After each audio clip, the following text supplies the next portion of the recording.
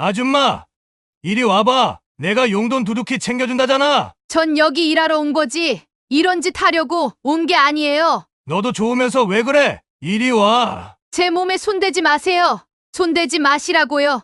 월급 받기 싫어. 넌 내가 시키는 대로만 하면 돼. 손대지 마시라고요. 자꾸 이러시면 진짜 경찰에 신고할 거예요. 요양보호사로 일하다 생각지도 못한 추행을 당하고 경찰에 신고까지 했던 이경미 씨였습니다. 그런 이경미 씨의 인생에 어느 날 예상지도 못한 반전이 일어나고 상상하지 못할 기적이 찾아왔다고 합니다. 과연 이경미 씨에게 어떤 반전과 기적이 일어난 걸까요? 정말 깜짝 놀랄 만한 반전과 기적이 기다리고 있으니 끝까지 들어주시면 감사하겠습니다. 그리고 사연 시작 전 먼저 눌러주시는 구독과 좋아요는 저에게 가장 큰 힘이 됩니다. 지금 바로 좋아요 한 번씩 부탁드리며 바로 사연 시작하겠습니다. 여러분, 안녕하세요. 제 이름은 이경미입니다. 저는 현재 요양보호사로 일하며 살아가고 있습니다. 도움이 필요한 사람들을 돌보는 일은 보람되지만 결코 쉽지 않습니다. 어깨와 손목에는 늘 피로가 쌓였고 매일 반복되는 일상이 조금씩 제 기력을 앗아가는 것만 같습니다. 그럼에도 제가 이 일을 포기할 수 없는 이유는 단 하나, 바로 아픈 남편 때문이었습니다. 쌓여가는 병원비가 늘 저를 숨 막히게 만들었습니다. 고지서가 도착할 때마다 한숨이 먼저 나왔고 통장 잔액을 확인하는 순간마다 가슴이 조여오는 것 같았습니다. 그날도 복지관에서 소개받은 구인 목록을 살피고 있었습니다. 언제나처럼 익숙하고 평범한 광고들 사이 눈에 띄는 구인 공고가 있었습니다. 개인 요양보호사를 구합니다. 월급 500만 원 이상 지급. 순간 숨이 턱 막혔습니다. 500만 원? 설마 오타는 아니겠지? 처음에는 잘못된 정보라고 여겼지만 광고 내용을 다시 읽어보니 그럴 가능성은 없어 보였습니다. 조건도 구체적이었습니다. 이게 정말 사실이라면 가슴이 뛰는 동시에 알 수 없는 두려움도 밀려오기 시작했어요. 그렇게 많은 월급을 주는 데는 분명 이유가 있을 텐데 의심이 가득했지만 남편의 얼굴이 머릿속에 떠오르면서 판단은 흐려졌습니다. 병원비를 지불할 걱정에 입술이 말라왔습니다. 이건 기회야. 놓칠 수 없어. 그렇게 저는 결심을 굳히고 지원서를 작성하기로 마음먹었습니다. 서류를 제출하고 몇 시간이 지나지 않아 전화가 걸려왔습니다. 지원해 주셔서 감사합니다. 내일 오전 10시에 면접 보실 수 있으신가요? 차분한 젊은 남성의 목소리가 들려왔습니다. 통화를 마친 후에도 한동안 전화기를 들고 고민했습니다. 도대체 어떤 집이길래 이런 조건을 내걸었을까? 다음 날 아침 불러준 주소대로 찾아간 곳은 상상 이상으로 거대한 대저택이었습니다. 거대한 대문과 깔끔하게 정리된 정원, 외벽을 감싼 담쟁이 덩굴은 마치 다른 세상 같았습니다. 문 앞에 서자 손이 떨리기 시작했습니다. 차마 문을 두드리지 못하고 잠시 숨을 고르며 주위를 둘러봤습니다. 심호흡을 한 번 크게 하고 문을 두드렸습니다.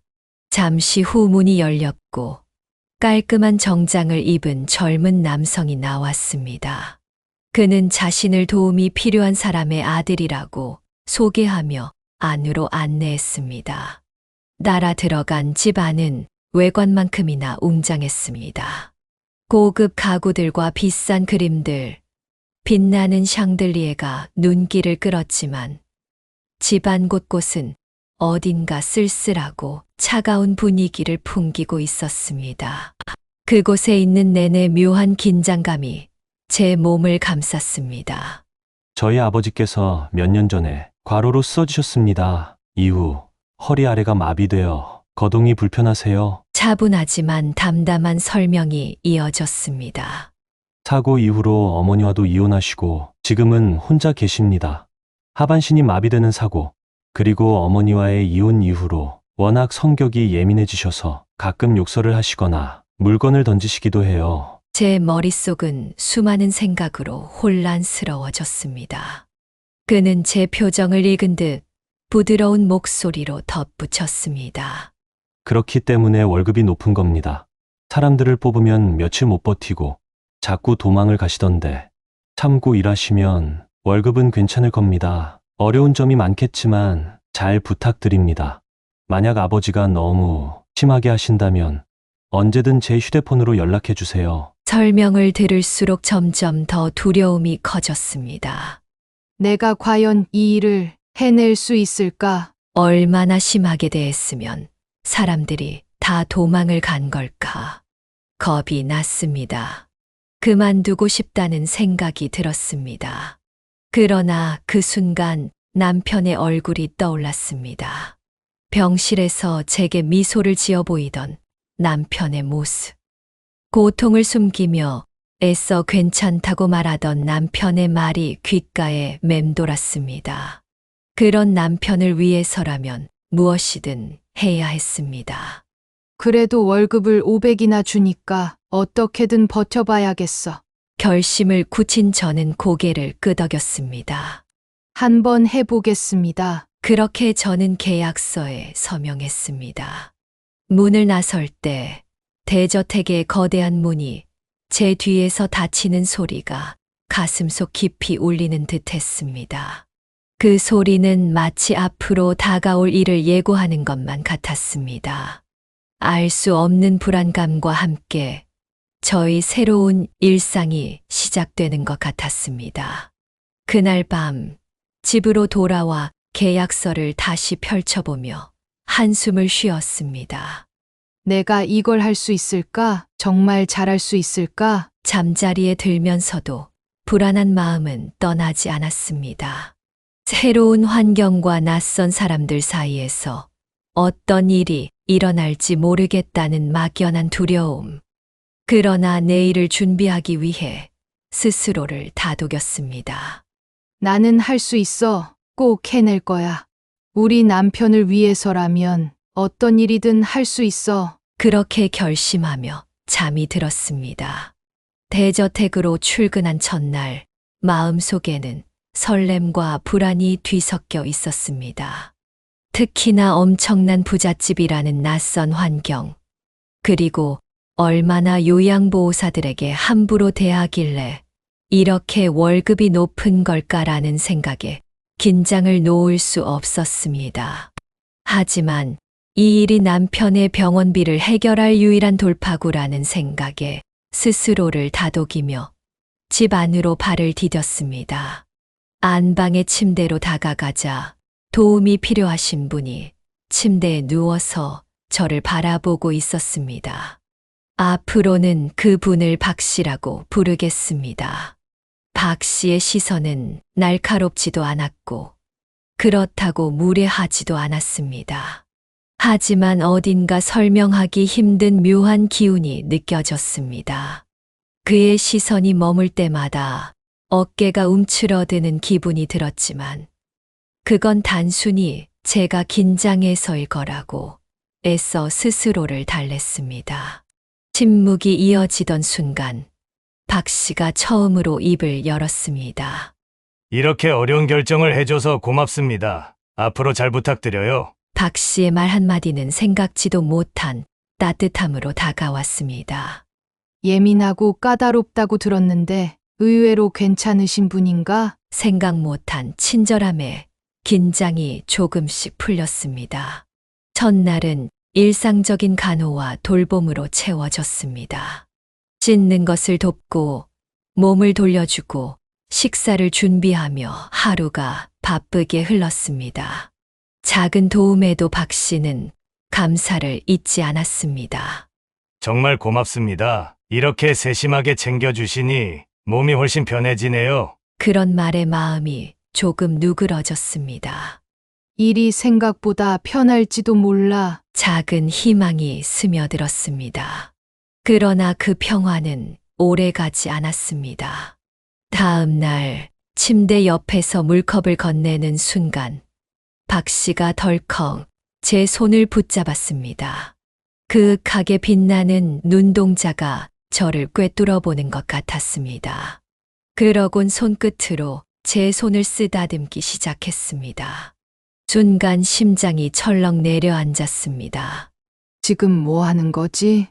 머리가 하얘지고 몸이 굳어졌습니다. 억지로 손을 빼내며 소리를 질렀습니다.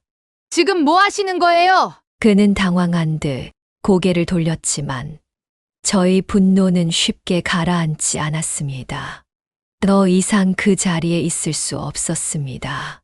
집 밖으로 뛰쳐나와 곧장 그 사람의 아들에게 전화를 걸었습니다.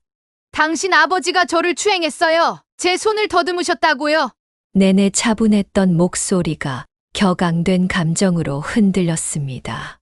아들의 목소리가 수화기 너머에서 들려왔습니다.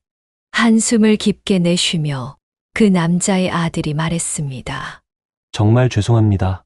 바로 회사 조퇴하고 곧장 집으로 돌아가겠습니다. 조금만 기다려 주세요. 그의 목소리에서도 지친 기색이 역력했습니다.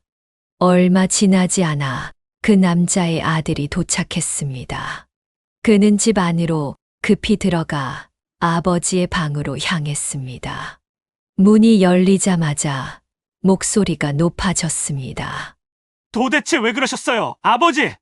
요양보호사분들 좀 괴롭히지 말라고 몇 번이나 말씀드렸잖아요. 방 안에서 들려오는 대화는 고통스럽고 불편했습니다. 박 씨는 침대 위에서 무겁게 숨을 몰아쉬며 변명했습니다. 오해다, 정말 오해야. 절대 그런 뜻이 아니었어. 아들은 더 이상 참지 못한 듯 소리쳤습니다. 오해라고요?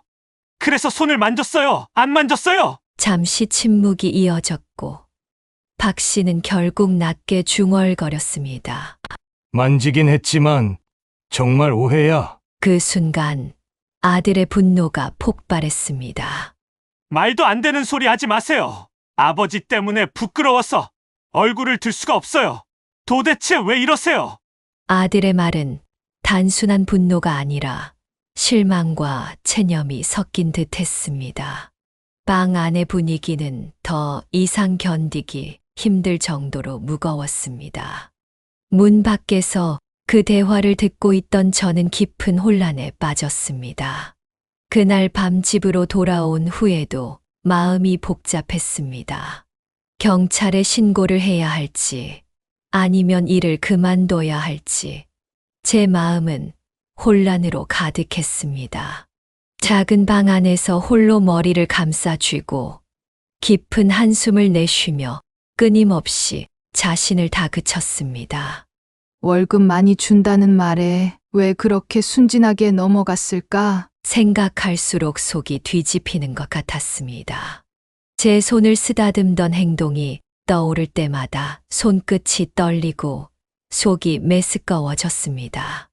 그 눈빛, 그 행동이 역겨워서 도저히 잊히지가 않았습니다. 다른 요양보호사들을 그렇게 괴롭혔다면서 유독 나한테만 친절했던 건 다 이유가 있었던 거야. 결국 그런 짓을 벌이려고 했던 거야. 그때 그 사람의 아들로부터 전화가 걸려왔습니다. 한없이 낮고 간절한 목소리로 제게 사과를 하더군요. 정말 죄송합니다. 아버님께서 진심으로 사과를 드리고 싶다고 하세요. 한 번만 더 기회를 주시면 안 될까요? 다시는 이런 일이 없도록 하겠습니다.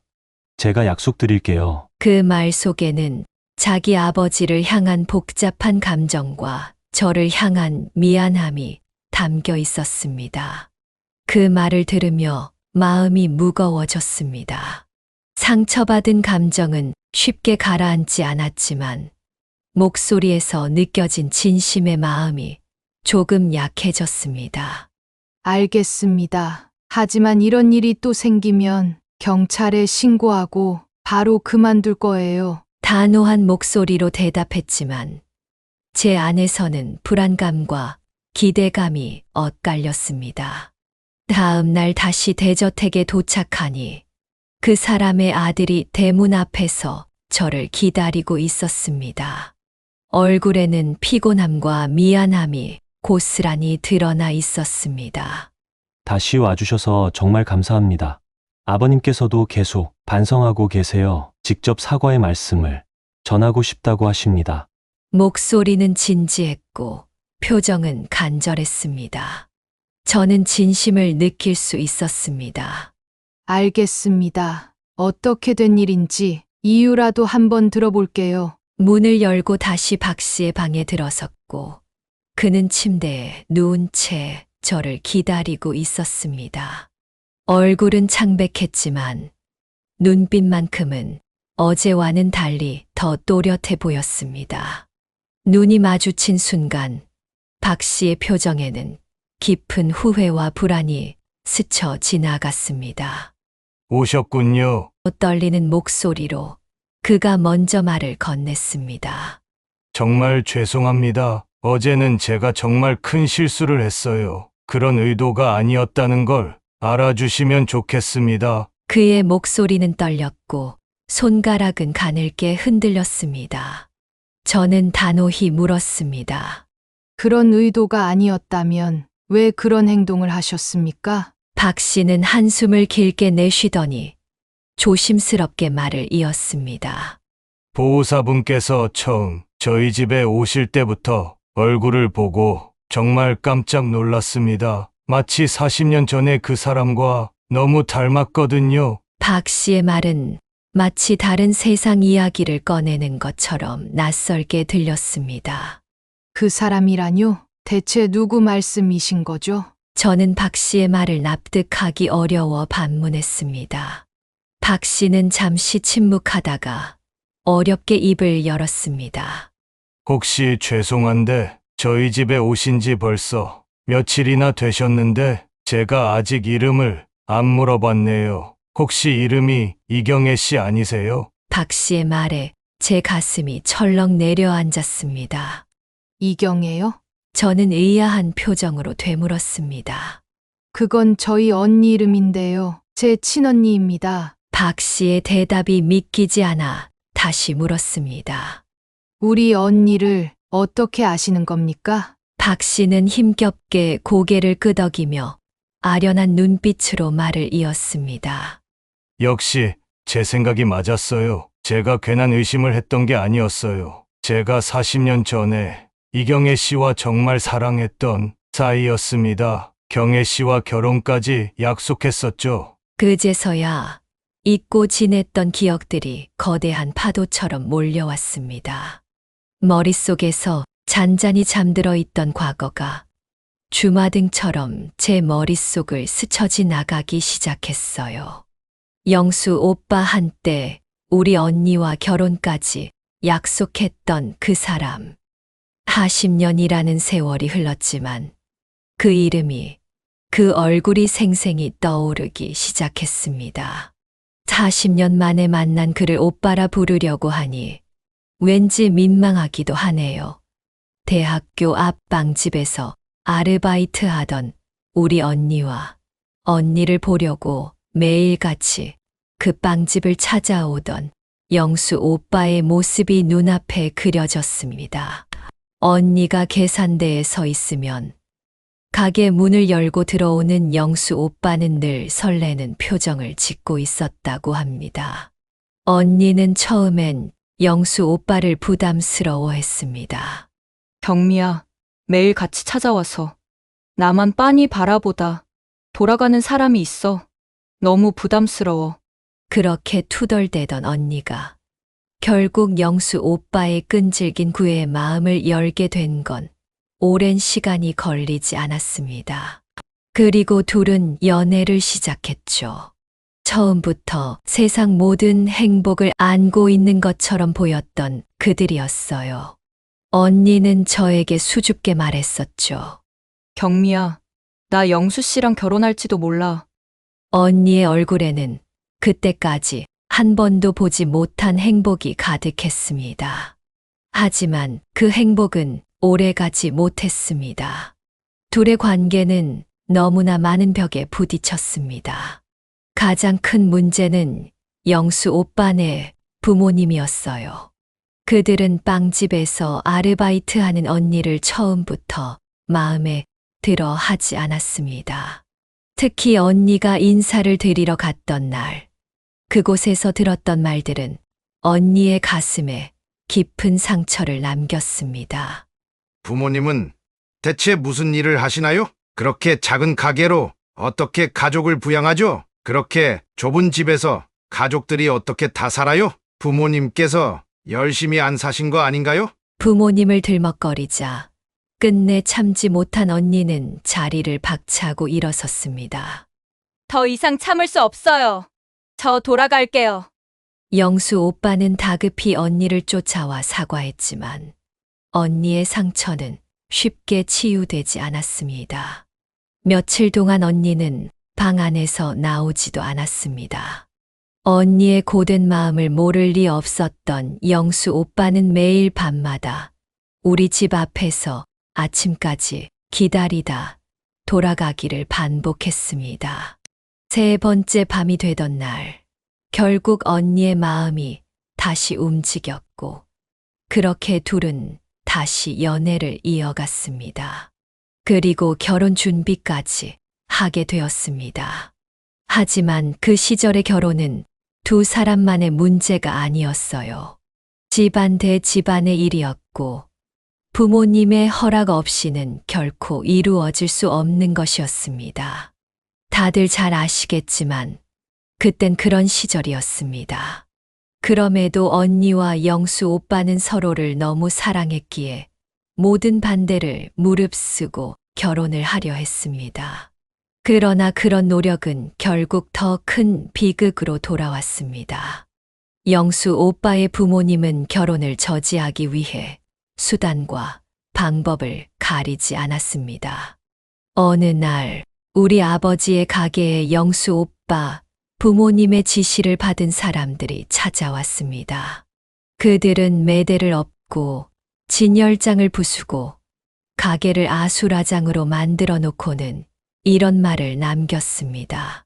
주제도 모르고 회장님과 사돈을 맺으려고 들어? 너희 딸이 한 번 더 우리 도련님 건드리면 그땐 알아서 해. 한 번 더 이런 일이 있으면 회장님께서 절대 너희를 용서하지 않을 거야. 그날 이후 모든 게 끝났습니다.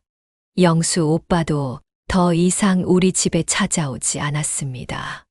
언니는 그 일이 있은 후 몇 년간 연애도 하지 못한 채 혼자 지냈습니다.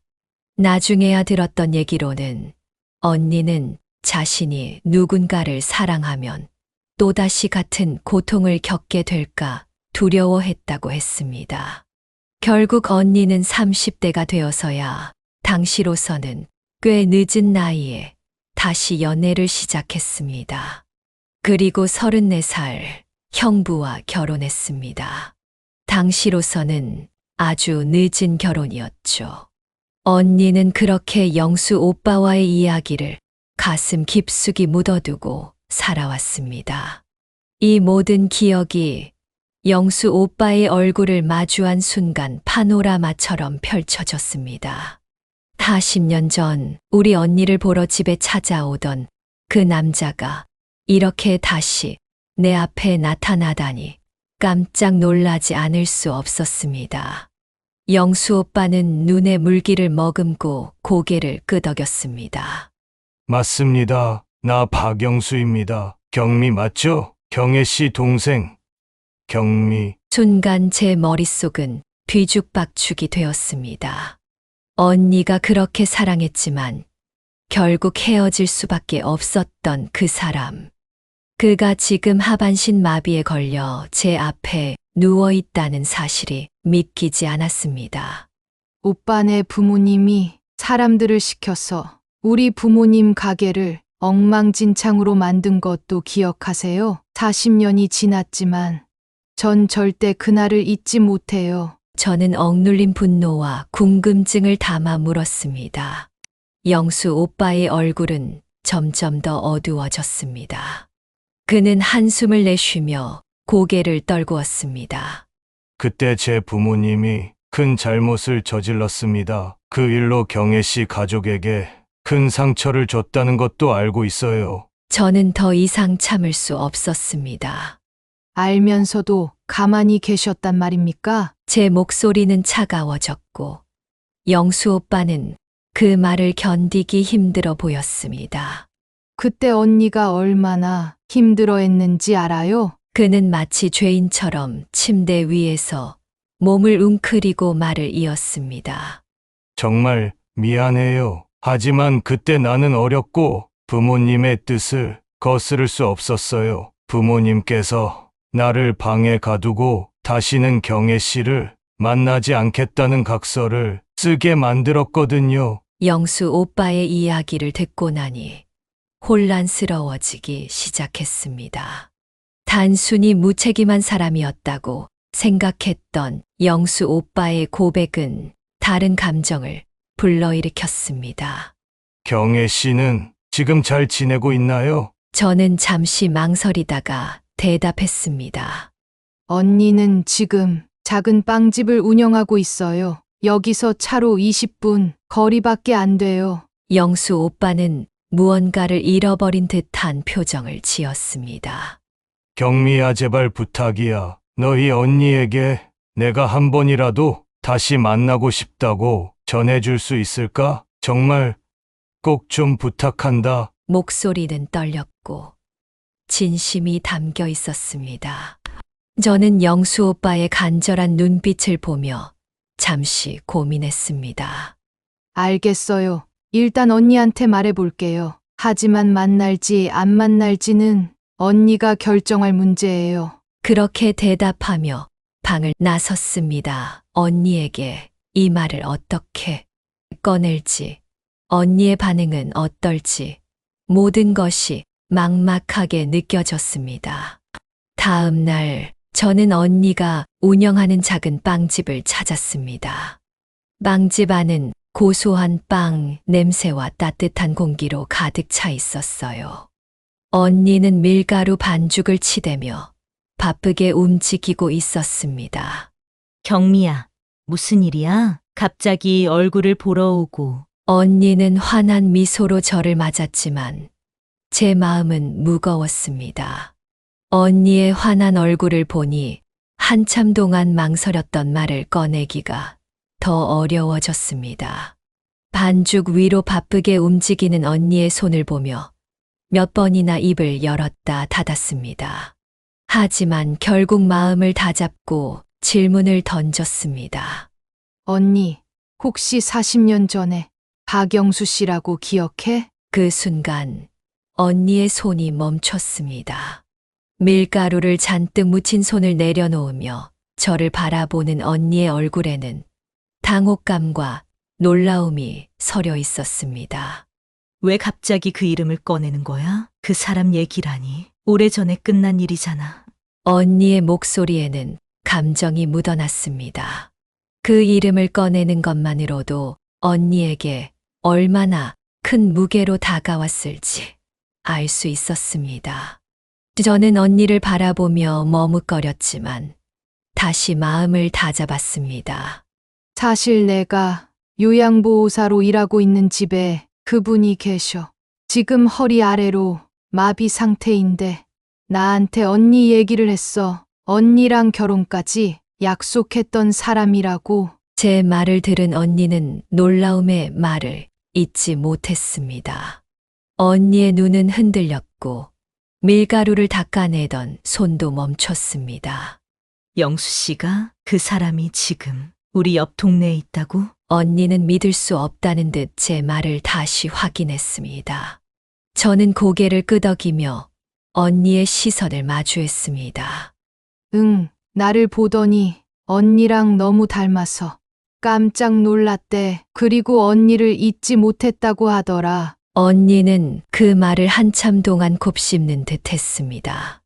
언니의 눈에 스쳐가는 감정들은 너무 복잡해서 한마디로 표현할 수 없었습니다. 아직 날 잊지 못했다고? 언니는 낮은 목소리로 되물었습니다.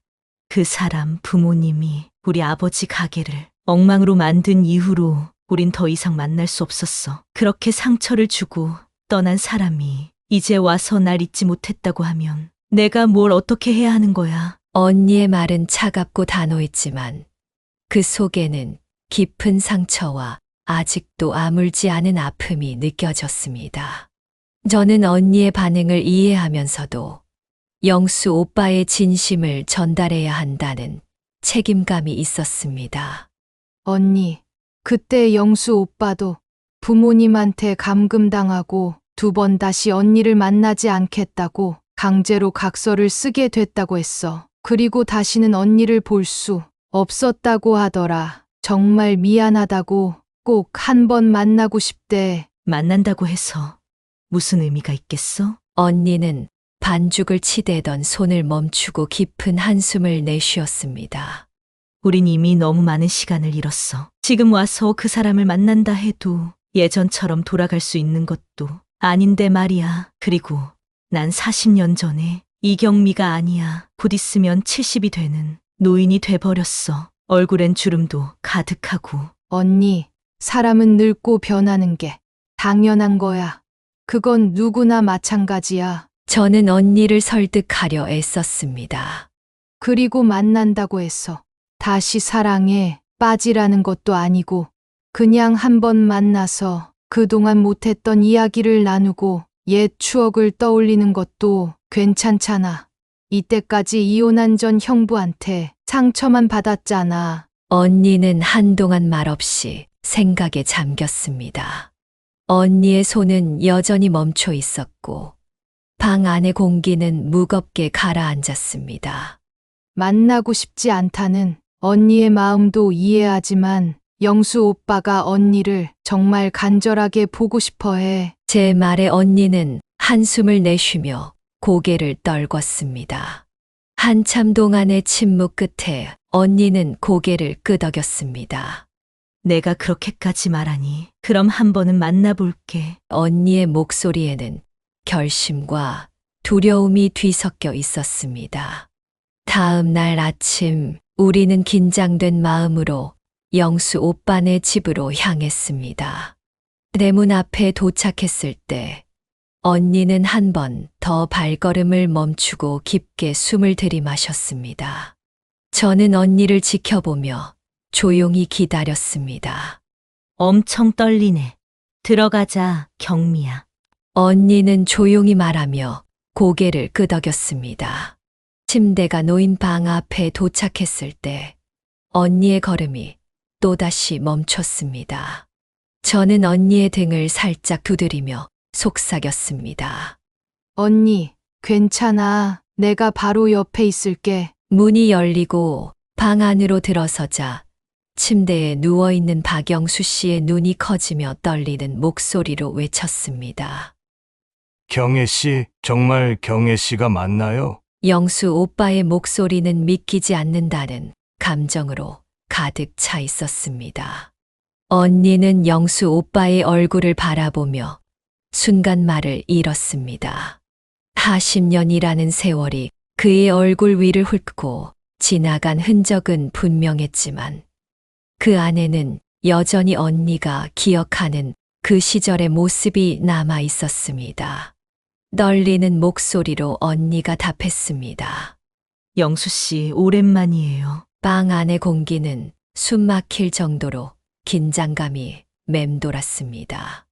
영수 오빠는 감정을 억누르지 못한 듯 눈물이 맺힌 눈으로 떨리는 목소리로 말을 이었습니다. 경혜 씨, 이렇게 다시 만날 줄은 정말 몰랐어요. 경혜 씨를 그리워하지 않은 날이 단 하루도 없었어요. 언니는 고개를 살짝 숙이며 조용히 대답했습니다. 이렇게 다시 만나게 될 줄은 정말 상상도 못했어요. 서로가 오랜 세월 간직했던 이야기들이 천천히 흘러나오기 시작했습니다. 영수 오빠는 담담하면서도 떨리는 목소리로 자신이 살아온 이야기를 털어놓았습니다.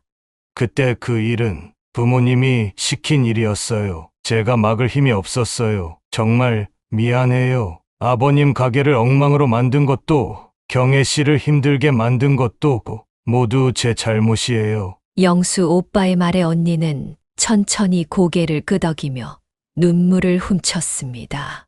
그때 내가 받은 상처가 얼마나 컸는지 알아요? 하지만 이제는 다 지난 일이죠. 그리고 그때 당신도 많이 힘들었다고 하니까 언니의 목소리에는 여전히 아픔이 담겨 있었지만 용서와 이해의 여지도 느껴졌습니다.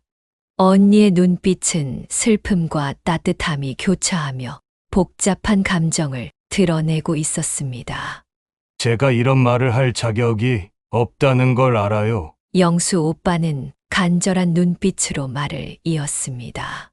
하지만 가끔씩 이렇게 경혜 씨와 이야기를 나눌 수 있다면 그게 제게 가장 큰 행복일 거예요. 영수 오빠의 말에 언니는 한참을 망설이다 조용히 대답했습니다.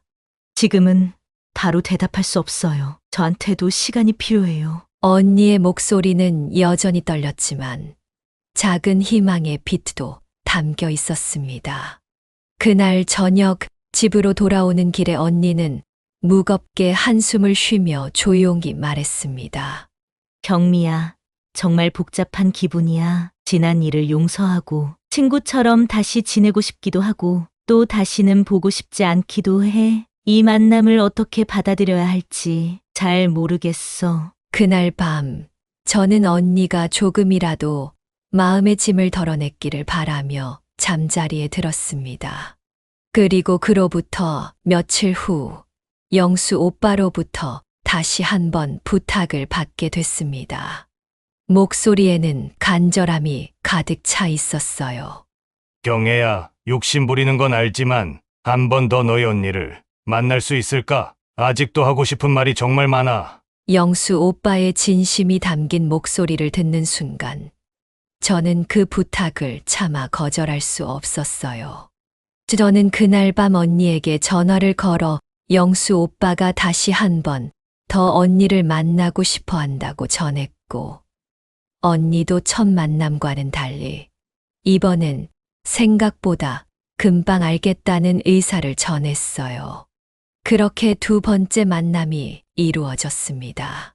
첫 만남보다 차분했지만 여전히 감정이 뒤엉킨 긴장감이 방 안을 가득 채웠습니다. 영수 오빠는 침대 위에 누운 채 언니를 보며 깊게 숨을 들이마셨습니다. 경혜 씨, 다시 와줘서 고마워요. 정말 고마워요. 언니는 천천히 의자에 앉으며 말을 꺼냈습니다. 영수 씨, 이렇게까지 날 찾는 이유가 뭔가요? 우리 둘 다 60이 훌쩍 넘었고 너무 늦었다고요. 언니의 목소리에는 아픔과 회의감이 섞여 있었습니다. 언니의 말을 들은 영수 오빠는 잠시 고개를 숙인 채 말없이 있다가 한숨을 내쉬며 입을 열었습니다.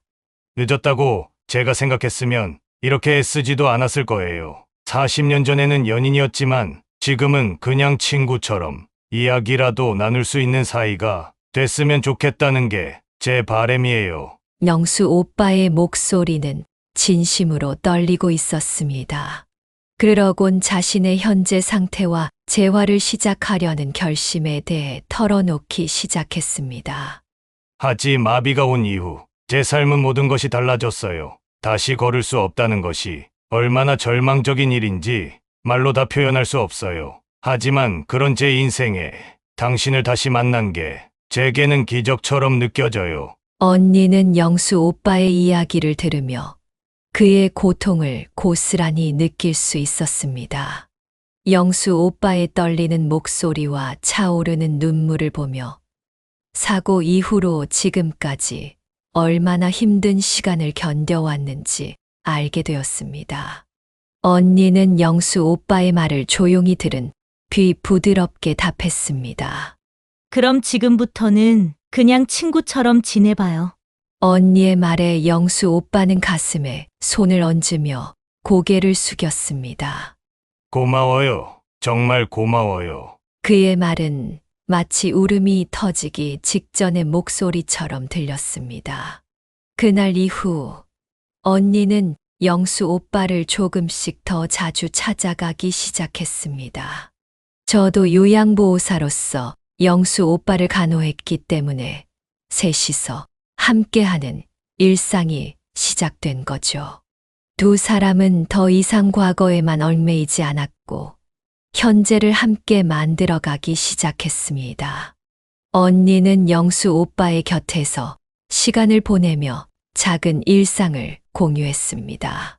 언니는 영수 오빠의 이야기를 들어주고 따뜻한 차를 함께 마시며 영수 오빠를 응원했습니다. 그러던 어느 날, 영수 오빠가 드디어 재활치료를 시작하기로 결심했습니다. 그리고 의사를 만난 자리에서 단호하게 말했습니다. 아무리 힘들어도 해보겠습니다. 언젠가 걸어서 경혜 씨와 남은 인생을 함께 하고 싶습니다. 하지만 의사는 영수 오빠의 상태를 보며 머뭇거리며 말했습니다. 솔직히 말씀드리면 회복 가능성은 거의 없습니다. 하지만 선생님께서 포기하지 않겠다고 하신다면 저도 최선을 다해 도와드리겠습니다. 재활치료는 고통스러웠습니다. 매일 반복되는 운동과 근육 자극은 영수 오빠의 몸과 마음을 녹초로 만들었습니다. 하지만 영수 오빠는 한 번도 포기하지 않았습니다. 옆에서 손을 꼭 잡아주며 영수 씨, 오늘도 잘했어요. 한 걸음씩 가면 돼요. 라고 말하는 언니의 격려는 영수 오빠에게 가장 큰 힘이었습니다. 그리고 시간이 지나며 작은 변화가 찾아왔습니다. 발끝에 아주 약간의 감각이 돌아온 것입니다. 이 작은 진전은 그에게 더 큰 희망을 심어 주었습니다. 경혜 씨, 나 정말 걸을 수 있을까요? 영수 오빠가 떨리는 목소리로 물었을 때 언니는 단호하게 대답했습니다. 그럼요, 영수 씨는 해낼 거예요. 내가 믿어요. 그날 밤, 언니는 저에게 전화를 걸어왔습니다. 언니의 목소리는 평소보다 따뜻하고 차분했습니다. 경미야, 나도 희망이 생긴 것 같아. 그 사람과 함께하는 시간이 나쁘지 않아. 나도 조금씩 변하고 있는 것 같아. 언니의 변화는 새로운 희망의 출발점이었습니다. 두 사람은 함께 조금씩 더 나아지고 있었습니다. 그들의 이야기는 이제 막 새로운 장을 써 내려가기 시작한 것처럼 보였습니다. 언니와 박영수 씨의 관계는 마치 오랜 겨울이 지나고 서서히 봄이 찾아오는 것처럼 조금씩 따뜻해지고 있었습니다.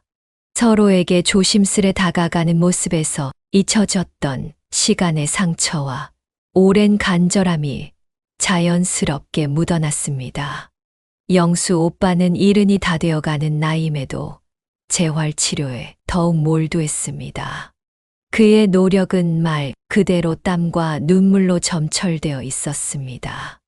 의사와 치료사들은 영수 오빠의 의지를 보며 놀라움을 감추지 못했습니다. 처음엔 신경이 죽어서 회복 가능성이 거의 없다고 말씀드렸었는데 환자분은 정말 놀라운 분이세요. 치료사의 말에 영수 오빠는 살짝 웃으며 답했습니다. 예외적인 결과를 만들어 봐야죠. 제가 원하는 걸 이루기 위해선 다른 방법이 없으니까요. 영수 오빠가 원한 것은 단순히 다시 걷는 것이 아니었습니다. 언니와 함께 걸을 수 있는 날을 꿈꾸며 모든 고통을 이겨내고 있었던 것입니다. 언니는 영수 오빠의 곁에서 늘 함께 했습니다. 재활치료가 끝날 때까지 영수 오빠의 손을 놓지 않았고, 영수 오빠가 힘겨워할 때마다 다정하게 말을 건넸습니다. 영수 씨, 오늘 조금 더 좋아졌어요. 우리가 조금씩 앞으로 가고 있어요. 끝까지 힘내요. 영수 오빠의 힘겨운 표정이 풀리고 조금씩 웃음이 번지는 모습을 보며 언니는 다시금 힘을 얻었습니다. 저는 그런 언니를 보며 고개를 끄덕이며 말했습니다. 언니, 정말 대단해. 언니가 없었다면 영수 오빠도 이렇게 버틸 수 없었을 거야. 그러던 어느 날 마침내 작은 기적이 일어났습니다. 재활치료실에서 영수 오빠가 비틀거리며 두 발로 일어서는데 성공하고야 말았던 거죠. 두 발로 일어섰던 짧은 몇 초가 지나고 영수 오빠는 결국 다리에 힘이 풀려 중심을 잃고 주저앉았습니다. 하지만 그 장면을 지켜본 우리 모두는 이미 감격과 기쁨으로 가슴이 벅찼습니다. 언니는 그의 손을 잡으며 울먹였습니다. 정말 해냈어요. 영수 씨, 우리 조금씩 더 앞으로 갈 수 있어요. 그의 얼굴에는 오랜만에 환한 미소가 번졌고 그 작은 발걸음이 얼마나 큰 의미를 지니는지 두 사람 모두 알고 있었습니다. 시간이 흐르면서 영수 오빠의 움직임은 점점 더 나아졌습니다. 발끝에 감각이 돌아온데 이어 무릎을 굽히고 펴는 동작도 가능해졌습니다. 저는 이 소식을 듣고 언니에게 말했습니다. 언니, 정말 기적 같은 일이야. 이렇게 해낼 줄 몰랐어. 언니는 눈물이 맺힌 눈으로 웃으며 말했습니다. 그 사람의 의지가 강하니까 가능했던 거야. 그리고 나도 그 덕분에 용기를 얻고 있어. 그리고 어느 날 영수 오빠는 언니에게 뜻밖의 이야기를 꺼냈습니다. 경혜 씨, 제가 걷게 되면 꼭 하고 싶은 게 하나 있어요. 언니는 고개를 갸웃거리며 물었습니다. 뭔데요? 말해봐요. 그는 잠시 숨을 고르며 웃었습니다. 우리가 예전에 40년 전에 약속했던 제주도 여행 함께 가는 거예요. 늦었지만 이제라도 그 약속을 지키고 싶어요. 언니는 그 말을 들으며 잠시 생각에 잠겼습니다. 그때 우리가 신혼여행으로 가자고 했던 곳이잖아요. 언니는 희망이 섞인 목소리로 물었습니다. 영수 오빠는 진지한 눈빛으로 대답했습니다. 제가 경혜 씨와 함께 해변을 걷는 모습을 상상하며 힘든 재활훈련을 버티며 여기까지 왔어요. 저랑 함께 해주시겠어요? 드디어 여행 날이 다가왔습니다. 저희 부부와 언니, 그리고 영수 오빠까지 네 사람은 제주도로 향하며 설렘을 감추지 못했습니다. 영수 오빠는 비록 휠체어에 앉아 있었지만 그 얼굴에는 기쁨이 가득했습니다. 푸른 하늘과 짙푸른 바다가 맞이한 한적한 해변. 바람은 부드럽게 네 사람을 감쌌고 파도 소리는 우리들의 마음을 잔잔히 어루만져 주는 것만 같았어요. 그때 영수 오빠가 조용히 말을 꺼냈습니다. 여기까지 왔는데 내 힘으로 경혜 씨와 함께 걸어보고 싶어요. 지금이 아니면 안 될 것 같아요. 언니는 잠시 멈칫했지만 곧 고개를 끄덕였습니다. 좋아요. 영수 씨, 제가 옆에서 꼭 잡아줄게요. 한 발씩 천천히 나아가요. 영수 오빠는 휠체어에서 일어나 몸을 일으키기 시작했습니다. 처음엔 불안하게 몸이 흔들렸지만 언니가 팔을 잡아주며 중심을 잡아주었습니다. 첫 발이 모래 속에 깊이 파묻혔고 두 번째 발을 내디뎠습니다. 세 번째 발걸음에서 영수 오빠는 중심을 잃고 휘청거리며 멈췄습니다. 언니와 제가 재빨리 부축하자 영수 오빠는 미소를 지으며 말했습니다. 괜찮아요. 한 번만 다시 해볼게요. 다시 한 번 발을 내딛는 영수 오빠의 모습은 마치 기적 같았습니다. 네 번째 발걸음, 그리고 다섯 번째 발걸음을 뗀 그는 힘겹지만 분명한 움직임으로 해변 위를 한 발자국씩 걸어갔습니다. 지난번엔 두 발자국만에 주저앉고 말았지만 이번엔 10발자국 가까이 스스로의 힘으로 걸어갈 수 있었습니다.